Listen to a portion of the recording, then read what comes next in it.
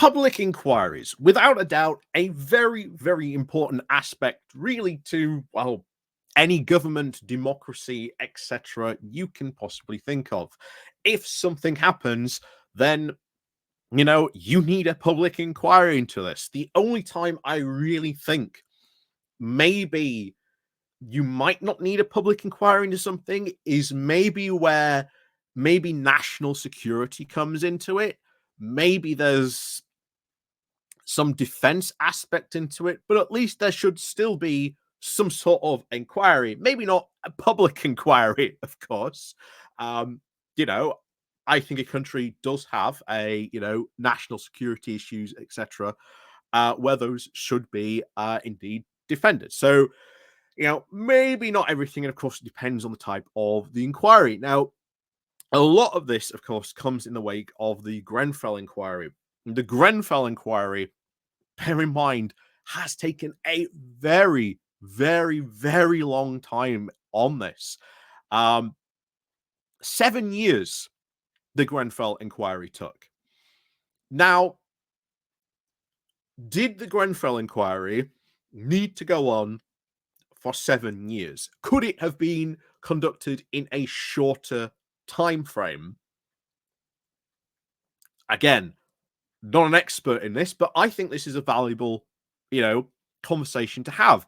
But I also do see the downsides because, as we'll be seeing in the moment, the Lords have weighed in with recommendations on what they think.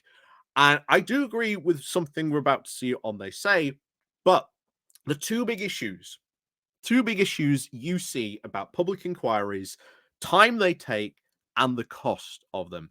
And I think those two things are quite debatable and should be talked about when we have, these types of public inquiries, because after all, the public does want to hear, these things. We've got the COVID inquiry currently still ongoing, and the COVID inquiry is doing it in modules. So after every module, then there is a report released on that particular module. At the end, there is going to be a big report across all of the COVID inquiry. So maybe it's the COVID inquiry and how that was structured. Maybe that's how public inquiries should maybe be structured in the future. But hey, we'll see. But before we do get into this, because I think what the Lords have said is quite sort of interesting, especially one recommendation they make about how these should be tracked. I think that is quite good.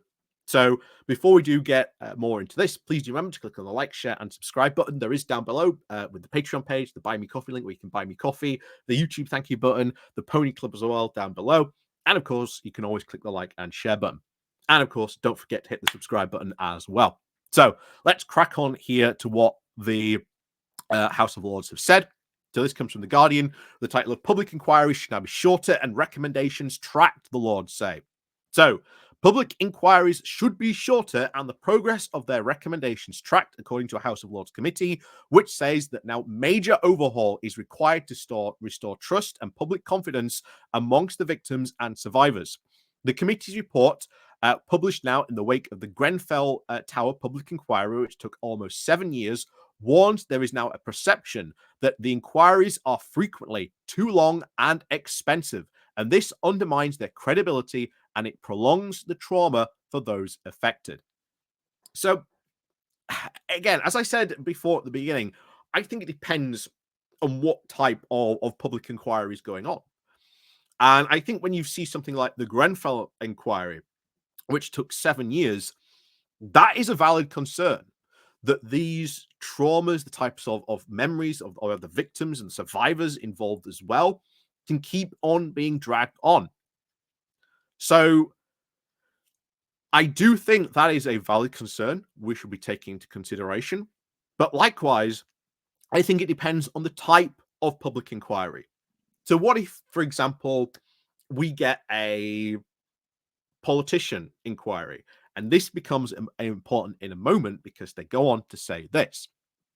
So it suggests that public trust would be boosted by ministers setting an inactive deadline for each inquiry, with permission required to now extend it, and the creation of a parliamentary public inquest committee to now monitor compliance with recommendations.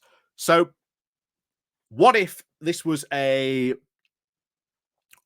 looking at, like I say, maybe a corrupt politician or something like that? What if the deadline doesn't get extended? What if it's that particular government that is still in power that wants to shut down this inquiry early and doesn't grant it the time, enough to continue?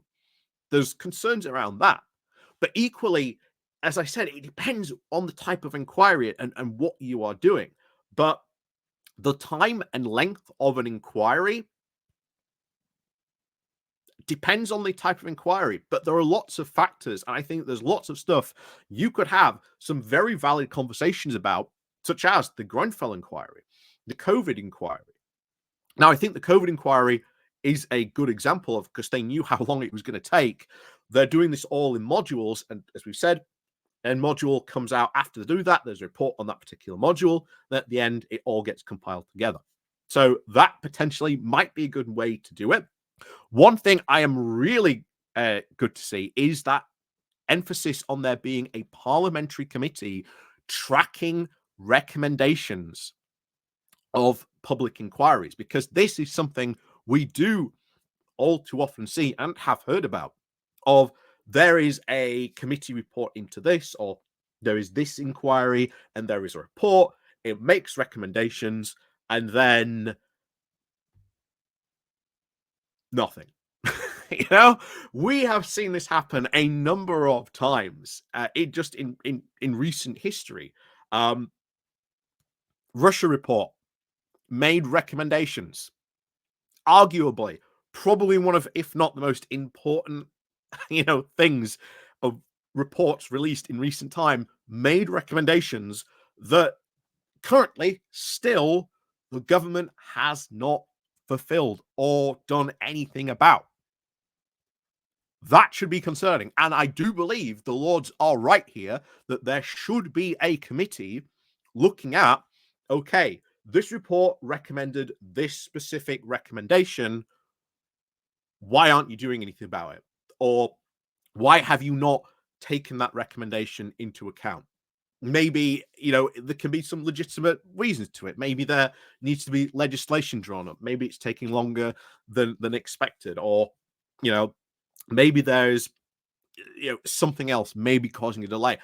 I think a committee like that should be created to oversee that, to have a look at report recommendations and then challenge the government on why those recommendations are not either being adopted, being looked at, or something being done.